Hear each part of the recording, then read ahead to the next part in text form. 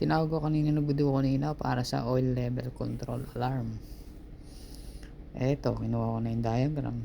Chinecheck ko na yung mga nakakonekta para doon sa oil level.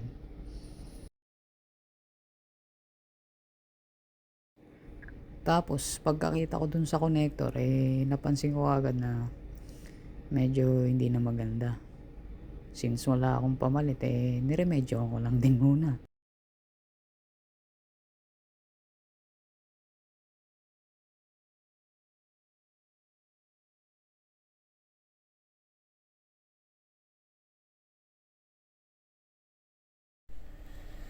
Yung nangyari kanina dun sa compressor number 2 namin is may alarma na fault oil.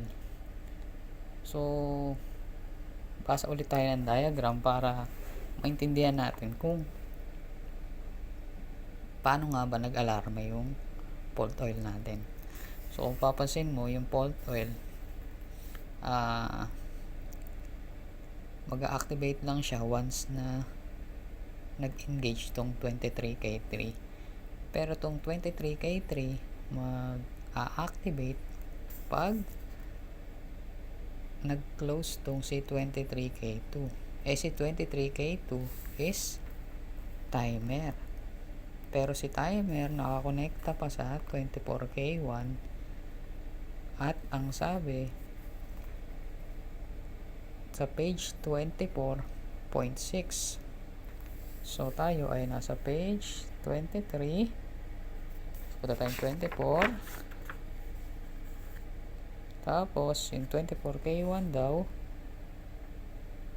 So dapat daw to ma-disengage.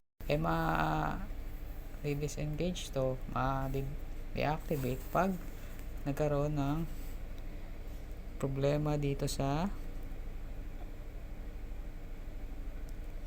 sensor nung oil level control sensor. Kaya nga nagkaroon ng problema doon dahil dun sa terminal niya, sa connector mismo, hindi sa sensor, gaya dun sa picture na pinakita ko kanina. So yun, so once na ano bang tawag doon? Ma-disengage. Kasi once na ma-disengage to, babalik yung normal close na contact ni 24K1. Then, dire-diretso na siya. So, activate to. Delay ng 10 seconds. Mag-activate to. Yun. So, saka mag-alarm. Okay? Additional nga pala. Halimbawa, for example, 23K3. Kung papasin mo sa baba niyan, merong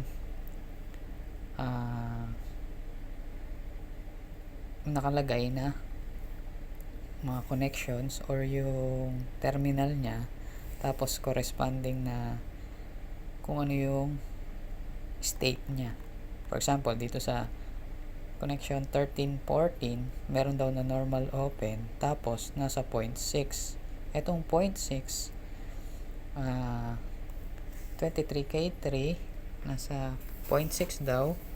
Ito 0.6 na, sabihin nasa page nun 0.6, 13-14. Tama, di ba? Normal open 13-14, normal open 13-14. Ito namang 21-22 nasa page 21.2. Nasa page 23 tayo. 22, 21 point, ano ulit yan? 23K3. Ayun, 0.2. 23K3. So tama, normal close na 21, 22, 23. Tapos tingnan mo rin to, 23.5. Ibig sabihin, tinuturo niya rin kung saan nagmula or saan kung papunta. Okay? Okay? Thank you, Lord.